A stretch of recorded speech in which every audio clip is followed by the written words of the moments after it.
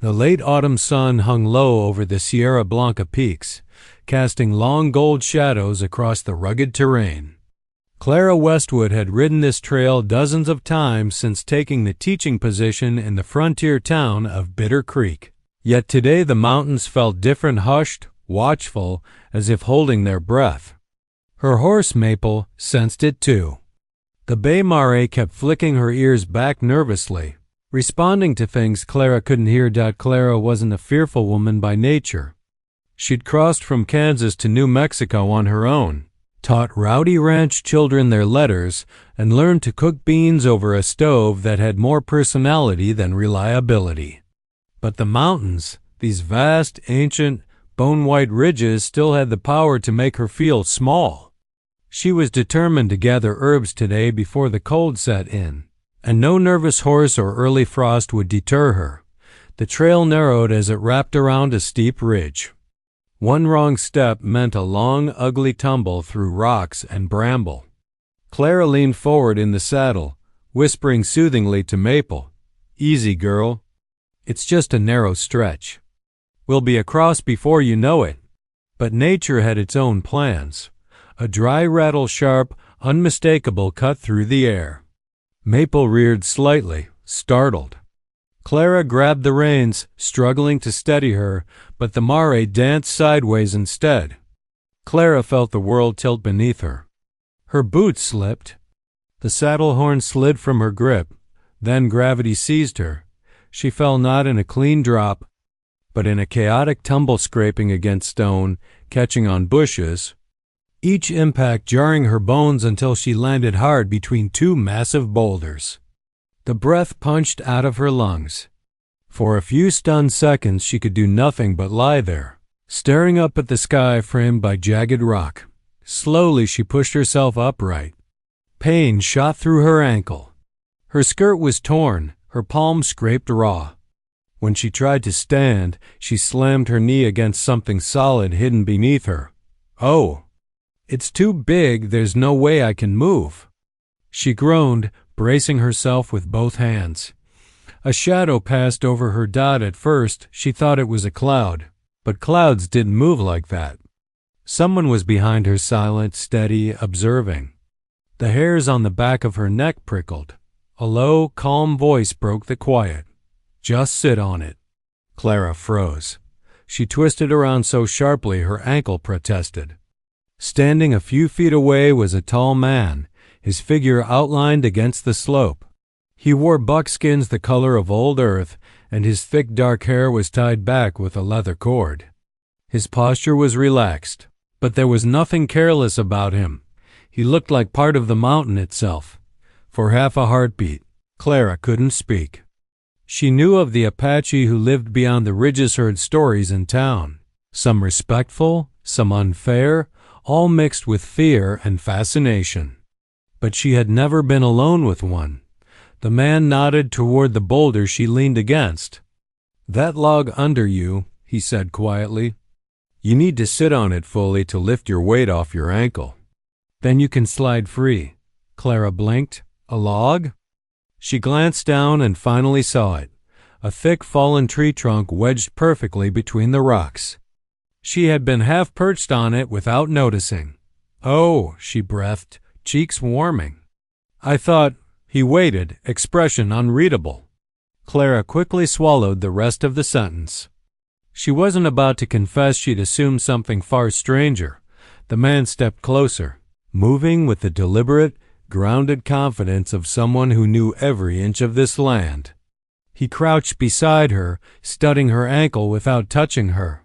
His eyes were dark, assessing, steady as stone. "You fell far," he said. "Lucky the mountain caught you." "I didn't feel lucky," Clara muttered under her breath. Still half embarrassed, half grateful for his sudden appearance, he glanced up. A faint glimmer of dry humor in his eyes. "You will. Sit fully. Trust my words." Something in his tone, calm, certain, unhurried, made her obey. She shifted, lowering her weight onto the log. Pain eased slightly. He reached out one strong arm, offering balance without pressure. "Good," he said. "Now breathe." Clara inhaled shakily. The mountain wind whistled around them. Somewhere far above, Maple whinnied, searching for her rider. Only then did Clara realize the truth. She hadn't just been found. She had been rescued, and the day was only beginning. Clara hadn't truly seen his face until he stepped slightly forward, letting the late afternoon sun fall across his features. The ridge was still treacherous, but the world suddenly felt steadier with him standing there solid, grounded. As if the mountain itself had offered her a guardian. He was younger than she expected. Perhaps early 30s, though the quiet confidence in his expression made him seem older. His cheekbones were sharp, his mouth set in a line that suggested he didn't waste words. His skin held the warm hue of someone who lived beneath the open sky. But it was his eyes that held her dark, watchful, yet strangely gentle. Like someone who knew how to read the world. Without needing anyone to explain it, she realized belatedly that she was staring. The man spoke first, breaking the silence. "Your ankle, may I look?" Clara jerked back to reality. "Oh, yes." "Yes, of course." He crouched beside her again, moving with care, as if every motion had intention. When he lifted her skirts slightly to inspect the swelling, he did so with a respectful distance that surprised her. She had braced herself for discomfort, uncertainty, yet instead she felt something unexpected. Safety. He brushed a thumb lightly along the swollen joint, not touching skin, just assessing the angle. "Sprained," he said. "But you can walk with support." "That's good news," Clara managed, trying not to wince. His gaze flicked toward the trail above them. "Your horse is waiting." "But the storm will not?" Clara followed his eyes and saw what she had missed earlier, a thickening bank of gray rolling over the ridge, its edges curling downward like fingers reaching for the land. A chill snaked down her spine. She had heard stories about how quickly mountain storms could turn deadly. Some travelers never came back down. You shouldn't be out alone, the man said, standing. Clara bristled automatically. "I wasn't planning to fall off a cliff today." At that, he gave the faintest ghost of a smile. It softened his features, made him look almost boyish. "No one plans it," he replied. "But the mountain favors those who respect her." Clara pushed herself upright using the log, then tried putting weight on her injured ankle. Pain shot up her leg, sharp and immediate. She gasped and grabbed the nearest thing, which happened to be his arm. He didn't flinch. His arm was firm beneath her hand, the muscles tense only enough to steady her, not to show strength. He waited until she found her balance before speaking again. "You can lean on me," he said quietly. "The trail is narrow.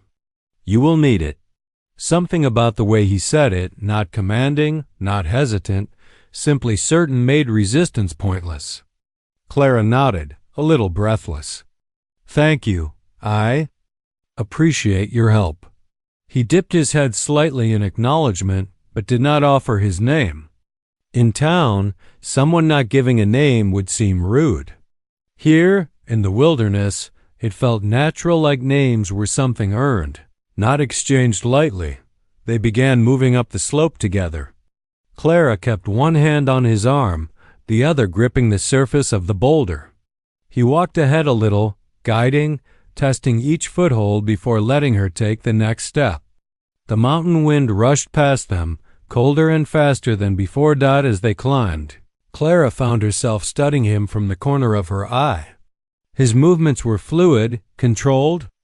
Even on uneven rocks he balanced effortlessly, no wasted motion. His clothes weren't merely worn, they were lived in. Buckskin leggings etched by brush and weather, a vest stitched by hand, moccasins soft but sturdy. Everything about him said he belonged up here, far more than she ever could. When they reached the ridge, her horse whinnied in relief. Maple pawed nervously at the ground, tail flicking. "She waited," the man said. "Good horse." Clara stroked Maple's neck, grateful. She's got more sense than I do some days." He glanced at her ankle. "Sense isn't enough today. The storm will reach this ridge soon." Clara shivered. "How far is shelter?" "Not far," he answered. "But we must move quickly." She hesitated a moment before asking the question that had been itching at her tongue. You didn't tell me your name." He finally met her gaze fully. The wind tossed a strand of hair across his face, but he didn't move to brush it away. "I am Talon Nez," he said. "I track the mountain trails. I help those the land tries to keep." Clara swallowed. Talon. The name fit him sharp. Precise, born of sky and stone. "And I'm Clara Westwood," she offered. He nodded once, accepting the information as if filing it away. Then, with a tone both calm and firm, he said, "Come. Clara, the mountain has already tested you today. Let us not give her another chance." And with that, their journey truly began. Clara had known storms before Kansas thunderheads that rolled across the prairie with the fury of a living creature. But mountain storms were different. They built quietly, gathering their strength in silence, until suddenly they descended with a ferocity that seemed almost personal. As she leaned on Talon, limping slowly along the narrow ridge, she kept glancing at the sky behind them. The gray mass had swollen, darkening from slate to charcoal.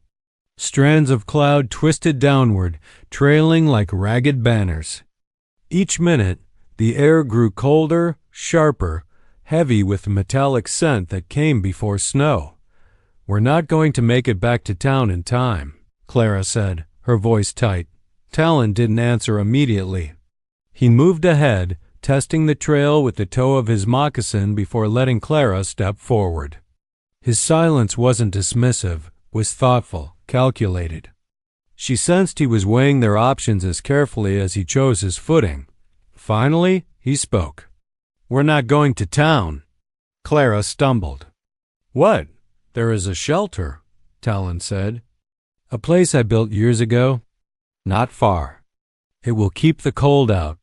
Clara's fingers tightened involuntarily around his arm. "And if we don't reach it?" He paused, turning his head slightly, as if listening to something only he could hear. A gust of wind swept over the ridge, nearly knocking Clara off balance. Talon steadied her with one smooth motion, his hand settling lightly at her elbow. "If we do not reach it," he said, "the storm will bury the trail. And then it will be only the two of us against the mountain." Clara swallowed hard. "That doesn't sound promising." "It is not," he agreed bluntly. He kept moving, guiding her along the ridge. The path narrowed until Clara could see nothing but open air to her right, far below, a tumble of rocks and snowfields. Her ankle throbbed with every step. Sweat dampened her brow despite the cold. A moment later, the first snowflake drifted past her face. "Talon?" she whispered. "I know." He quickened his pace, though he didn't rush her. His arm stayed firm beneath her hand, steady as the rock itself. If he was worried, his expression didn't show it. Not fear, not panic, only focus. Clara realized she had never met a man who looked at danger the way he did. Not with bravado, but with a calm understanding that felt strangely reassuring. But reassurance didn't erase reality. The wind howled now, swirling loose snow from the peaks and hurling it into their faces. Clara's skirt whipped violently around her legs. Maple trotted behind them, snorting anxiously. But the Mari stayed close, too loyal to flee, too frightened to calm. "We can't move fast enough," Clara said, her voice nearly swallowed by the wind. Talon stopped. For a heartbeat, he stood perfectly still, the way animals freeze when listening for predators. Then he turned to her, placing both his hands lightly on her shoulders. "Clara," he said, and the way he said her name made her look up. "You will walk. You will lean on me. And you will not stop unless I tell you to stop." She opened her mouth to argue, but something in his gaze silenced her, not harshness, Not command, but certainty. You think I can outwalk a storm? She murmured. No, he said. But I can. And I will carry you if I must. Her breath caught. Not at the offer itself, but the simplicity of it, as though it was the most obvious solution in the world. He wasn't trying to impress her, he was stating a fact. A promise. Lightning flickered behind the clouds.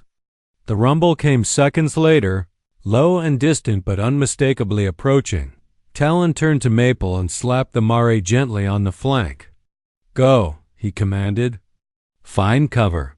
Maple hesitated, ears flicking between them and the path ahead. Talon repeated the gesture, firmer this time. The mare bolted down the slope, heading toward the thicker brush where instinct would guide her to safety. Clara felt suddenly exposed without the horse at her back. Talon, read her expression. The mountain favors animals, he said. More than people. Comforting, Clara muttered. They started moving again, this time descending the ridge. The trail dipped into a thick stretch of pine where the wind calmed slightly, blocked by the trees. Snowflakes clung to Clara's hair. She shivered, her ankle nearly buckling, but Talon braced her instantly. You're freezing, he said. You're observant. A faint smile tugged at his mouth. Shelter is close. The storm roared above them, furious now, slamming against the treetops. Talon guided her down a narrow ravine, one hand at her back, urging her forward. Then, through the snow, Clara saw it. A small structure tucked between two giant pines, half hidden by branches and brush. Smoke-blackened stones formed its base. A wooden roof angled sharply to shed snow. It looked old but sturdy, weathered, but not abandoned. Talon exhaled a breath she barely heard. We reach it, he said, and the mountain cannot touch us. For the first time since her fall, Clara felt a flicker of hope. They limped the last stretch together, the storm closing around them like a clenched fist. Just as the sky opened in a wild sweep of snow. Talon pushed open the cabin door and guided her inside. And the world went quiet. The warmth hit Clara before her eyes adjusted. One moment, she had been battling the raw bite of the mountain wind. The next, she was enveloped in the muted glow of a small cabin where firelight flickered against rough-hewn walls. The smell of pine smoke mingled with earth and wood, grounding her instantly. Relief washed over her, but so did exhaustion. Every muscle ached, and the throbbing in her ankle had not yet subsided. Talon moved silently, closing the door behind them. He set down the small pack he carried, a bundle of supplies tied with leather straps. Without waiting for her to speak, he pulled a pan off a shelf, built a modest fire in the hearth, and began arranging kindling with practiced hands. The flames caught quickly, sending a golden glow dancing across the walls, throwing shadows that leapt and stretched like living things. Clara took a tentative step inside, her ankle groaning at the motion. Talon noticed immediately, his dark eyes flicking to her foot. He crouched beside her. Sprain, he said, confirming what she already knew. You will need to rest. Can you sit?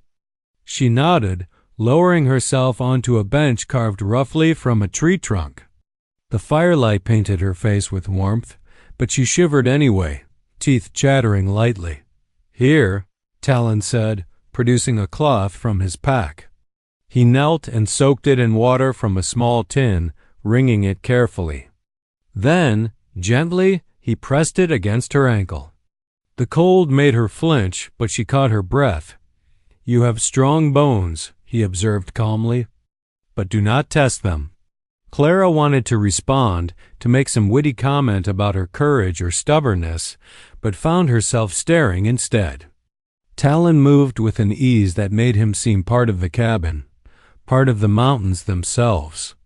Each motion was deliberate, yet effortless, as if he had spent years moving in harmony with the wilderness.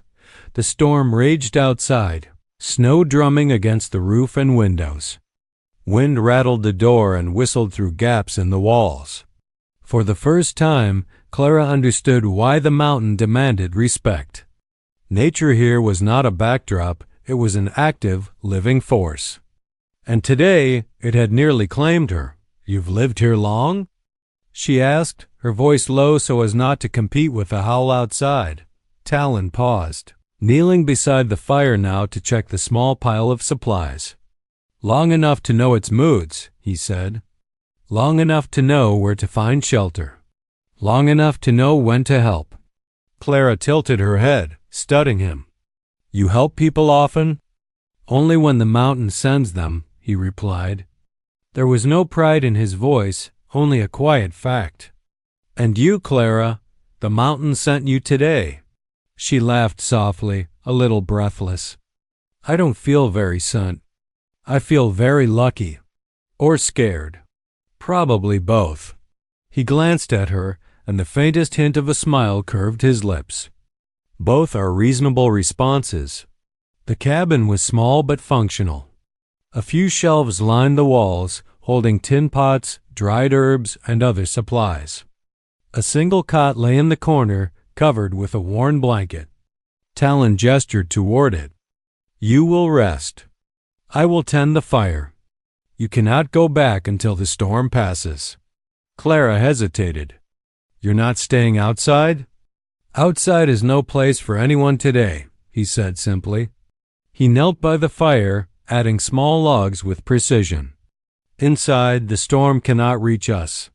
She watched him work, feeling the tension in her shoulders slowly ease.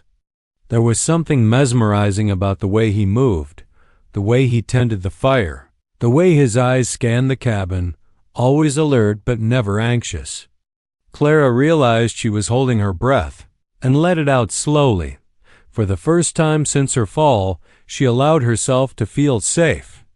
The mountain could rage, snow could blind, wind could tear at skin and clothes, but here, in this small wooden cabin with this quiet, steady man, she was protected. She shifted slightly on the cot, careful not to hurt her ankle.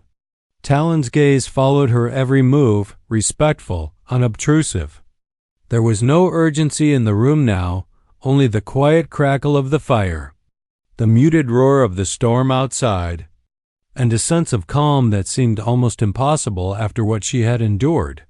Finally she spoke again, softer this time. "Why do you help strangers?" Talon didn't answer immediately. He just stared into the fire for a moment, as if considering the right words. "Because sometimes," he said, "the land chooses for them. And it chooses for me, too." Clara leaned back, letting the warmth seep into her cold bones. She didn't fully understand what he meant, but she felt the weight of it, the depth, the history, the quiet wisdom of a man who lived in harmony with a land that could easily destroy him. Outside, the storm raged on. Inside, the cabbie. Clara shifted uneasily on the cot, still wincing with pain as her ankle throbbed. She tried to focus on the fire, letting its warmth seep through her frozen bones, but her mind kept drifting back to the fall. The memory wasn't just about the tumble. It was about that strange moment on the ridge, when Talon had calmly said, "Just sit on it." At the time, she hadn't understood. Now, lying in the safety of his cabin, she replayed it in her mind, finally noticing the thick log she had perched on during her tumble.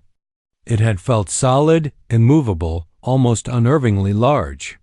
And beneath it, she shivered at the thought there had been something else entirely. Talon, noticing her quiet reflection, looked up from tending the fire. "Thinking about the log?" he asked, his tone even, without judgment. Clara hesitated. "Yes, I didn't realize. It was, there was. Underneath it." He raised an eyebrow, curious but patient. "Underneath? A cougar kill," she admitted, her cheeks warming. "You know, fresh. Half buried in leaves. If I had shifted the wrong way—" She trailed off, shivering, and hugged her arms around herself. Talon nodded solemnly, crouching slightly to meet her gaze. "Then the mountain would have reminded you why it must be respected," he said quietly. His calm, matter-of-fact tone contrasted sharply with the shiver of horror running through her. Clara exhaled, feeling simultaneously relieved and embarrassed. "So, you saved me from more than just the fall." "Yes," he said simply, giving a small, almost imperceptible nod. "Luck and awareness are often inseparable on these ridges." She stared at him, taking in the steady assurance in his dark eyes. There was no exaggeration, no heroics, no boasting, just quiet competence. And a truth she couldn't deny: she trusted him. Not because she knew him, but because she had no choice. And yet, the trust felt strangely comfortable, almost natural. Outside, the storm battered the cabin. Snowflakes tapped against the roof like a persistent drum, the wind howling through the trees. Inside, Talon moved around with a practiced ease, making the small space seem orderly despite its simplicity. He had cleared a section of the floor near the fire, laid down some blankets, and gestured for her to move closer. "You will rest here," he said. "The log on the ridge was your first warning. The storm is the second. You will not move until you are ready." Clara obeyed. She wrapped herself in the blankets, feeling both embarrassed and oddly comforted. Every now and then she caught glimpses of Talon's face in the firelight angles softened by the glow, shadows accentuating his sharp features. She realized that, despite the danger she had faced, she was starting to notice details she never had before: the steady rhythm of his breathing, the careful way he moved around her, the quiet confidence that never faltered. Finally, curiosity overcame her. You live out here alone?" she asked. Talon paused, leaning against the wall for support. "I have lived with my people, and I have lived alone," he said. "The mountain teaches patience and attentiveness. It teaches who belongs and who does not. I belong." Clara felt a chill not from the cold, but from the weight of his words. She understood the truth behind them. There was a depth to him, a connection to the land that she couldn't fully grasp. And yet she felt drawn into it, even as a visitor, even as someone who had stumbled into danger. Her mind wandered back to the ridge, to the log, to the cougar kill. How close she had come to disaster, and how calm he had been in the face of it. The juxtaposition of danger and composure fascinated her. She had come into this wilderness thinking she understood bravery. Now, she realized she had barely scratched its surface. Talon noticed her contemplative silence. "You think too much," he said softly, almost teasingly. "Rest is needed before the mountain teaches more." Clara allowed herself a small smile. "I think the mountain already taught me enough for one day." He simply nodded, returning to his work by the fire. The silence that followed was comfortable, a quiet companionship built not on words but on shared experience and unspoken understanding. Outside, the storm raged, but inside the cabin, Clara felt a warmth she hadn't expected, not just from the fire, but from the presence of the man who had saved her. And deep down, she realized, this day on the ridge, what she had sat on, what she hadn't seen, what could have gone horribly wrong, was only the beginning of something far larger than a single moment of danger. The storm outside had turned the night into a world of white and shadow. Snow pressed against the cabin walls, rattling the thin wooden panels, while gusts of wind howled through the trees like restless spirits. Inside, the fire's warmth stretched across the room, chasing away the cold that had bitten through Clara's skirts and skin earlier. She sat on the cot, ankles wrapped and elevated, staring into the flames as if the dancing shadows could answer questions she hadn't yet formed. Talon moved quietly, stacking small logs to maintain the fire's glow. Each motion was deliberate, unhurried, but purposeful. Everything about him radiated calm authority. Clara found herself drawn to him in ways she hadn't anticipated. Not attraction, at least not entirely, but a fascination born of awe and gratitude. He had rescued her not just from the fall, but from the mountain itself, and now he existed in her thoughts as a figure both enigmatic and grounding. She cleared her throat. "You've lived here a long time, haven't you?" He glanced at her, then back to the fire. "Long enough to know when to act, long enough to know when to wait," he said. His voice was steady, calm, almost hypnotic against the backdrop of the storm. Clara tilted her head, trying to decipher him. "Do you ever get lonely?" Talon's eyes flicked to hers, thoughtful. "Loneliness is a choice," he said softly. "One can be surrounded by people and be lonely, or alone and never feel it. I have chosen the latter." She hesitated, unsure whether to ask more. But the quiet intimacy of the cabin, the way the storm had sealed them inside, made conversation seem natural. "And yet, you helped me, even though I'm a stranger." He smiled faintly, not looking boastful, just accepting the truth. "Because the mountain brought you here, and when it chooses, I obey." Clara considered this. "Obey the mountain," she murmured, shaking her head with a small laugh. "You make it sound like it talks to you." Talon's gaze softened. "It does, in its way. Every rock, every ridge, every storm it communicates. One just has to listen." She thought about the ridge, the log, the hidden cougar kill, the near disaster that had been avoided. "I didn't listen," she admitted. "I wasn't careful enough." "I should have. You were learning," Talon interrupted gently. "Sometimes one must stumble before understanding." Clara blinked, surprised by his patience. Most men she had met would have scolded her, lectured, or told her she was reckless. Not Talon. He simply stated facts and guided her toward understanding. The contrast made her respect him even more. She leaned back against the cot, the blankets wrapped snugly around her shoulders. "I've spent my life teaching children to respect nature," she said quietly, "but I've never truly understood it. Not like this." Talon sat on a nearby bench, not too close, not too far. "Understanding comes with experience," he said, "and sometimes with fear. Today you felt both." She smiled faintly. "I suppose that makes me a good student, then." He allowed a quiet chuckle, low and understated. "Yes, a very good student."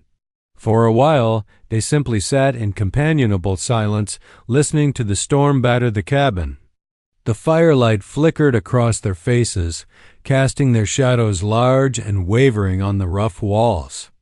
Clara felt a deep calm wash over her, a feeling she hadn't realized she craved. The mountains, the storm, even the earlier terror all seemed to fade into insignificance. What remained was the fire, the shelter, and Talon's steady presence. Curiosity finally nudged her again. "You must know every inch of this land," she said. How do you learn it?" Talon tilted his head. "By observing, by moving carefully, by respecting it. The land does not forgive arrogance or haste.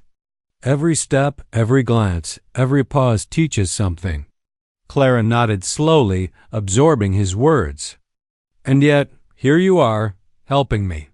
You've learned the mountain's lessons, and you still make space for others to learn theirs." He gave her a long look, one that seemed to pierce past fear, pride, and self-doubt. "It is not about generosity," he said. "It is about balance. You are here. The mountain has asked for your lesson. I provide guidance. That is all." The fire crackled. Outside, the storm roared.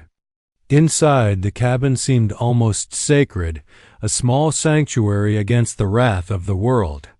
Clara leaned back against the cot, breathing in the warmth, the quiet, the sense of being truly seen, not just as a schoolteacher, a woman alone, or a traveler, but as someone part of a story larger than herself. And for the first time, she realized that her gratitude for Talon went deeper than thanks. It was respect, Awe, something that began quietly, like the first snowflake of a coming storm. She wasn't sure what it was exactly, but she knew it was the beginning of something that could not be ignored. The first light of dawn crept cautiously over the ridge, pale and tentative, brushing the mountaintops with a soft silvery glow. The storm had passed, leaving a blanket of snow sparkling like crystals across the jagged rocks. Clara awoke too. The quiet world of frost and ice, the cabin still warm around her. She flexed her ankle, carefully, less pain than yesterday, though it still throbbed stubbornly. Talon was already awake, kneeling by the small hearth, stirring the last embers of the night's fire. He looked up as she stretched, dark eyes meeting hers without surprise. "Morning," he said simply, his voice calm, measured, ready. Clara nodded, more out of habit than confidence. The thought of leaving the sanctuary of the cabin and navigating the icy trails made her stomach twist. Yet the mountains demanded movement, and Talon had made it clear. The mountain waited for no one. He moved first, demonstrating the path, stepping carefully over icy patches, testing every stone and root. Clara followed, gripping his arm for support. Maple, her horse, whinnied softly from the ridge above, her breath visible in the cold air. Talon had led Clara to a safer slope where she could descend slowly, one deliberate step at a time. The trail was narrower than she remembered from the day before, snow-hiding crevices and jagged rocks beneath a glittering white mask. Every slip could spell disaster, yet Talon's presence made the path seem less terrifying. He guided her movements, correcting her footing with a firm but gentle hand. Each step was a lesson, each adjustment an exercise in trust. At one particularly treacherous curve, Clara's boots skidded on ice. Her body pitched forward, instinct taking over before she could think. Talon reacted immediately, stepping into her path and catching her around the waist. She gasped, not only from fear, but from the warmth of his arms pressed against her. "You're steady now," he said quietly, releasing her once she found her balance. "Do not rush. The mountain tests patience first, strength second." Clara swallowed, cheeks warming. "I'll try to remember that," she murmured, aware of the closeness lingering longer than necessary. The descent continued. Talon moved with uncanny precision, every step sure and measured. He paused occasionally to check her footing, ensuring her safety before advancing. She noticed the subtle ways he read the terrain, tilting his head, watching shadows, adjusting his weight instinctively. It was a dance with the mountain, one that Clara could only admire, even if she couldn't yet participate fully.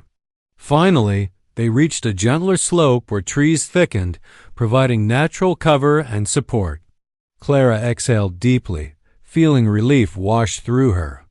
I didn't realize how dangerous it was up there," she admitted. "You underestimated it," Talon replied matter-of-factly. "Most do, but you adapted quickly." Clara glanced at him, impressed despite herself.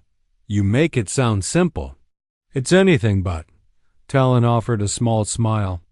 "The mountain appears simple only to those who respect it." They pressed on until the trail opened into a familiar meadow below the ridge. Maple trotted forward, ears flicking anxiously, then nuzzled Clara's hand as she approached.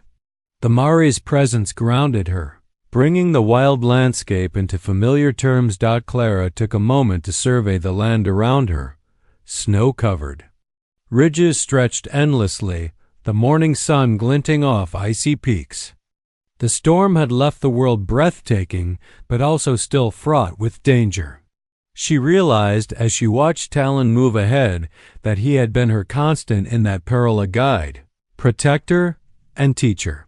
"Thank you," she said softly, unsure if words could convey the depth of her gratitude. I couldn't have done this alone." Talon glanced back, his expression calm but unreadable. "You wouldn't have had to," he said.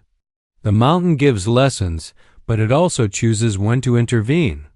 Clara smiled faintly, feeling a mix of relief, admiration, and something more complicated stirring within her. "And today, it chose well," she said. He didn't answer with words, just a nod. His eyes met hers briefly, steady and reassuring, before turning back to the trail ahead. Clara followed, mindful of her ankle, mindful of the snow, mindful of him. For the first time since the fall, she felt not only safe but alive, aware of the land, the danger, and the man who had led her through both. As the sun climbed higher, she realized something else. This narrow escape was not just a lesson in survival. It was a beginning, a moment that had shifted the balance of her world, where fear and trust intertwined, and where the presence of one extraordinary man had begun to change everything she thought she knew. By mid-morning, the snow had melted slightly in the sun's warmth, leaving patches of glistening ice and slush along the narrow trail. Clara limped beside Talon, her ankle still tender but far more manageable.